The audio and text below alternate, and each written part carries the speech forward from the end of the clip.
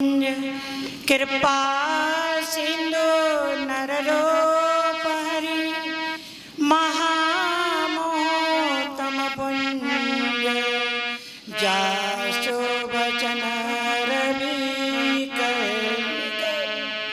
आग लगी आकाश में झड़ पड़े अंगार संत न होते जगत में जलमयता संसार जलमयता संसार। प्रेम से बोलिए सच्चिदानंद भगवान की, आनंद कंद भगवान की।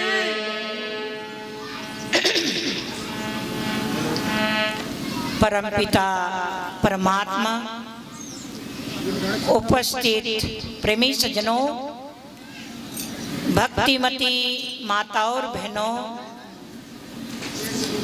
बुजुर्गों, प्यारे भाइयों, छोटे छोटे मेरे प्यारे बच्चे, काफी देर से आप लोग श्री गुरु महाराज की चरण कमल में बैठ के अपने जीवन को धन्य बनाने का अवसर आप लोग को प्राप्त हो रहे थे। काफी देर से आप लोग भजन का भी आनंद आप लोग ने प्राप्त किया है और पूज्य बाई जी ने भी भजन के माध्यम से, सत्संग के माध्यम से अपने विचारधारा आप लोग के बीच में रखा। उसी विचारधारा सुनने के लिए आप लोग अपने घर छोड़ के आए हैं और यहाँ आने के बाद में भी आपका मन बाहर नहीं लगाना है। बाहर आप मन को लगाओगे तो यहाँ के आपको लाभ प्राप्त नहीं होगा। मन को एकाग्र चित्त गुरु महाराज जी के चरण कमल में लगा के आप बैठोगे तो आपके जीवन में बहुत कुछ प्राप्त हो सकता है। तो आप लोग बड़े भाग्यशाली हैं। इस समय इस कलिकाल में भी आप लोग को सत्संग मिल रहा है, सत्य की संगत मिल रहा है। भाग्यशाली को ही प्राप्त होता है, सभी को प्राप्त नहीं होता। नहीं तो आज देखिए दुनिया में कितनी साधन है, सारा साधन में मानव का मन भागा है। भागने के बाद में भी उनकी मन अशांति है, जीवन उनकी डामाडोल है। इस डामाडोल जीवन को भी गुरु महाराज जी की कृपा से आप और हमको ऐसे जगह मिला है। ये जीवन तो डामाडोल है, लेकिन डामाडोल होते भी हमारा जीवन कैसे अच्छी जगह में लगाने के लिए हमें गुरु महाराज जी शिक्षा देते हैं। जब गुरु महाराज जी के शिक्षा जीवन में आप लोग को प्राप्त होगा तब आप ये जीवन का उद्देश्य क्या है प्राप्त पता चलेगा, ऐसे पता नहीं चलेगा। सत्संग के बिना हमारे जीवन में कुछ भी पता नहीं चलेगा।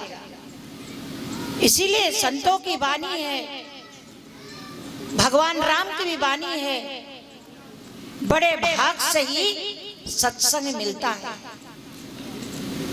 बिना भाग्य के बिना सत्संग नहीं मिलता है। सत्संग जिन्होंने भी सुना, पापी से भी पापी है, उन्होंने गलत काम भी किया होगा, लेकिन आधी घड़ी गुरु महाराज जी के चरण कमल में बैठ के संतों की वाणी उन्होंने सुना, उन्होंने अपने जीवन को धन्य बना दिया। वही सत्संग आप और हमको मिल रहा है। ऐसे तो यहाँ आज हमारे आनंद जी की पिताजी की रिटायरमेंट थे, लेकिन यही कार्यक्रम वो लोग होटल में जाके कहीं रख लेते तो आपको ये आनंद थोड़ी मिलता था। होटल में तो अपने परिवार सीमित होता है, अपने परिवार सीमित होता है, लेकिन जो आनंद यहाँ के आनंद वहां नहीं मिलेगा। वो परिवार का आनंद अलग है, लेकिन यहाँ के आनंद अलग है। ये तो भक्तों ही समझ पाते हैं। भक्तों भी जिसके हृदय में गुरु महाराज जी प्रति विश्वास होता है, विश्वास होके चलता है, उसी व्यक्ति को ही वहां के आनंद कैसा होता है, यहाँ के आनंद कैसे होता है, उन्हीं को पता होता है। सभी लोग ये कार्य कर नहीं पाते। संसार में आज बहुत लोग हैं, किसी का मन, कोई भक्तों का मन होता है कि हमें कार्यक्रम करूं, अच्छा से अच्छा कार्यक्रम करूं और सभी भक्त को बुलाऊं। गुरु महाराज जी के छत्रछाया में बैठ के उनको अच्छा मिले। किसी का मन होता, किसी का मन बाहर होता है कि अपने परिवार में मनाओ। भक्तों भी दो प्रकार की होता है संसार में। असली भक्त तो बिरला ही होता है, नकली भक्त तो हजार होता है। लेकिन हमें वो हजार में नहीं जाना है, असली भगत बनना है। असली भगत बनने के लिए त्याग और तपस्या भी चाहिए। बिना त्याग और तपस्या के बिना हम असली भगत बन नहीं सकते। नकली बन सकते हैं, लेकिन असली हम नहीं बन सकते। इसीलिए हमें सत्संग में मन लगाना चाहिए। सत्संग से हमारे जीवन में परिवर्तन आते हैं। सत्संग के बिना हमारा विवेक भी जागृत नहीं होता है। सत्संग से ही हमारा विवेक जागृत होता है। इसलिए सत्संग में आने का प्रेरणा गुरु महाराज जी देते हैं। भाई सत्संग में आओ, सत्संग सुनो, सुन के तुम्हारे जीवन को उत्थान करो। इसलिए हमें उत्थान कैसे होगा? जब हम ज्ञानी बनेंगे, ध्यानी बनेंगे, तब हमारे जीवन हम उत्थान हम कर सकते हैं। अनेक आपने भजन भी सुना, बढ़िया बढ़िया भजन हमारे भक्त लोग ने गाया। पूज्य बाई जी ने भी आप लोग को बड़े सुंदर ढंग से समझाया, चाहे भजन के माध्यम से हो, चाहे सत्संग से माध्यम से हो।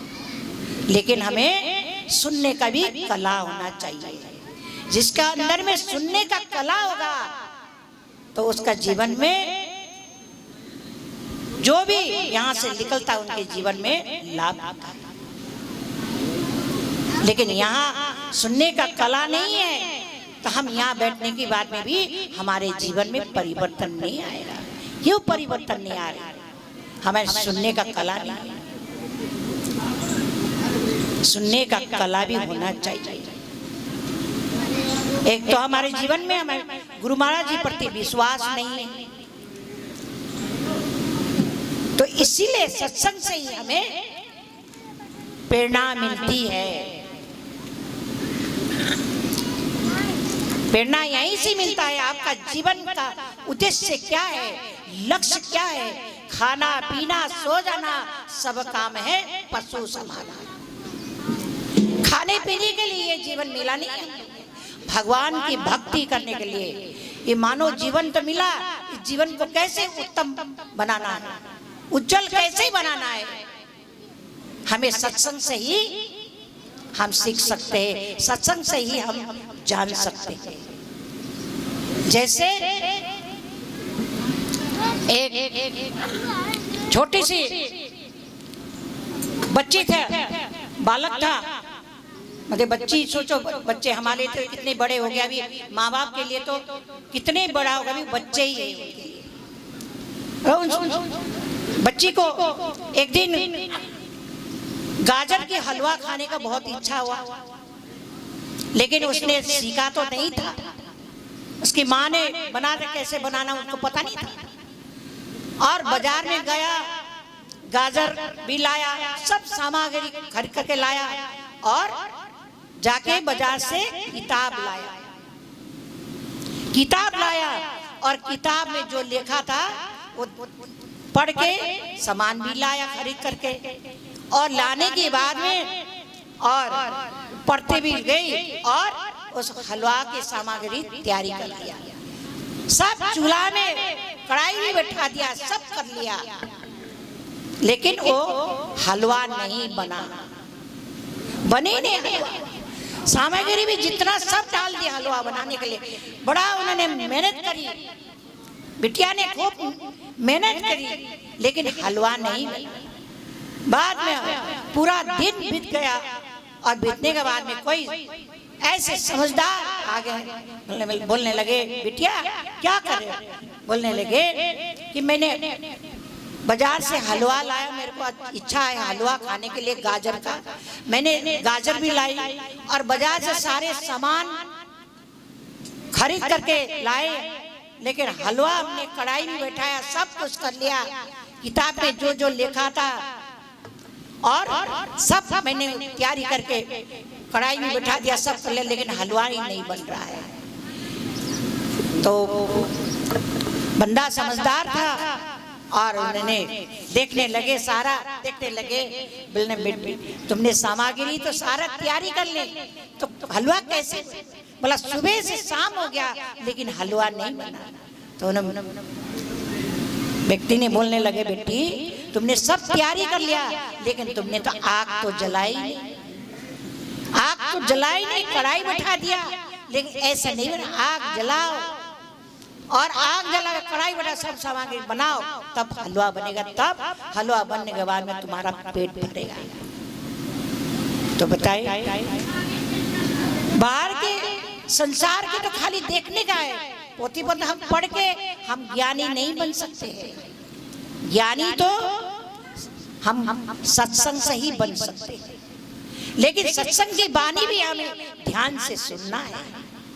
एक कान से सुन के एक कान से उड़ाएंगे, हम ज्ञानी हैं। बाद में तो हम ज्ञानी बन गया, भक्त बन गया, सब जय सच्चिदानंद सही सच्चिदानंद, लेकिन जय सच्चिदानंद काली बोलने से हम भक्त नहीं बनेंगे। भक्त बनने के लिए हमें विश्वास होना चाहिए।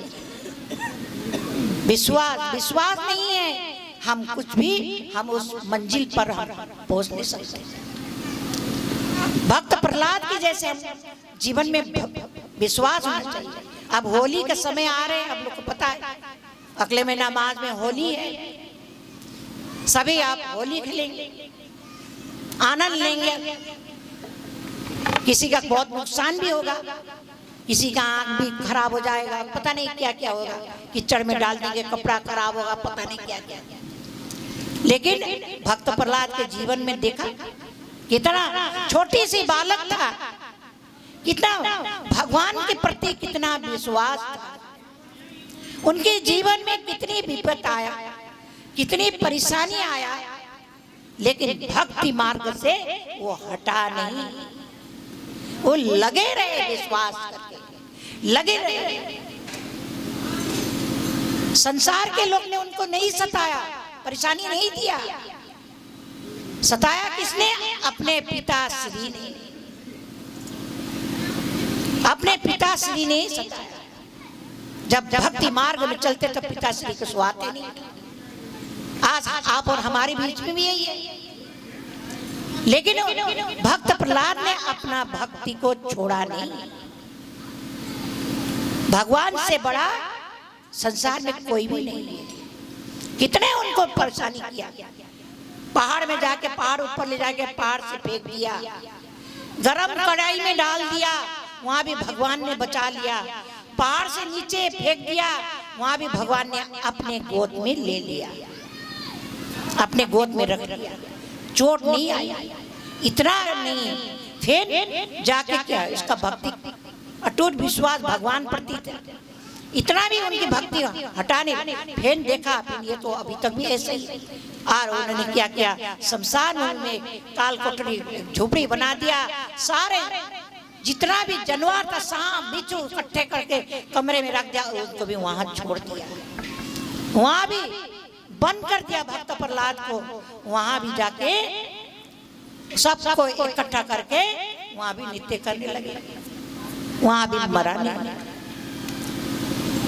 इतने करने के बाद भी वो कितना विश्वास भगवान के प्रति कितना विश्वास है। आप और हमारे जीवन में थोड़ा परेशानी आ जाए, कुछ हो गया तो हम दरबारे छोड़ देंगे, सत्संगे छोड़ देंगे, फिर बोलेंगे हम तो महान भक्त है। फिर कारण क्या है? उनकी कारण, इनकी कारण, उनकी पूर्व पश्चिम उत्तर दक्षिण की इकट्ठे कर लेंगे। वो भक्त नहीं कहलाएंगे। भक्ति तो भक्त प्रहलाद के जैसे करते, होली सब मनाते, इतना नहीं, इतना उसके पिताश्री नहीं, लेकिन माँ विश्वास नहीं था, इतना दुखी हो गया। आज हमारे बेटा का मौत के दिन आया है, मार डालेंगे, कढ़ाई मंगा लिया, बड़े तेल गरम करके, माँ रोने लगे। उनकी जितना भी साथी भाई होते सब रोने लगे, लेकिन भक्त प्रहलाद नहीं रोए, खुश रहे। भगवान प्रति विश्वास था, भगवान बचाएंगे। तेल गरम कर दिया, एक पूड़ी बनाने में एक चीटा लग जाएंगे तो हमारा कितनी जल जाता, कितना हमको दवाई करना पड़ता, लेकिन भक्त प्रहलाद गरम तेल को देखते भी डरा नहीं। और वहां उसको लाया गया और माँ रो रही है, सारा उनकी साथी भाई रोने लगे कि आज भक्त प्रहलाद संसार से विदाई।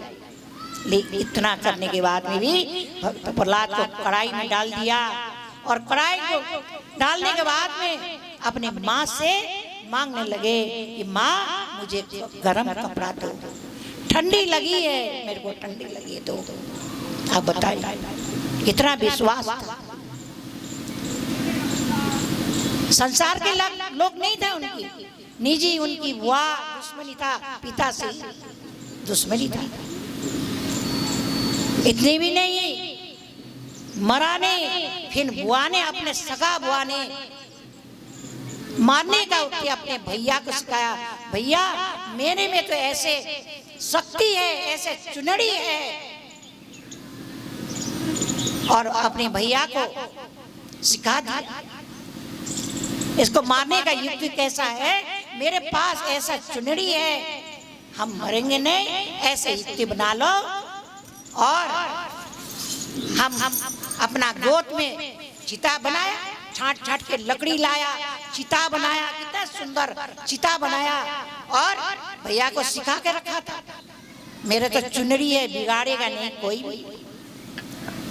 भक्त प्रहलाद भगवान के प्रति विश्वास था, और होलिका को अज्ञान प्रति विश्वास था। आज जब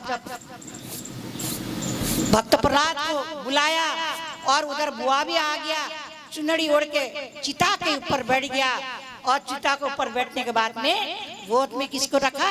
भक्त प्रहलाद को रखा। भक्त प्रहलाद को गोद में रखा और सारा चिता में आग लगाया। जब आग लगा के जब आग का चिंगार जब निकलने लगे, और निकलने के बाद में चुनरी उड़ गया, और होलिका जल के भस्म हो गया, और भक्त प्रहलाद जीवित हो गया।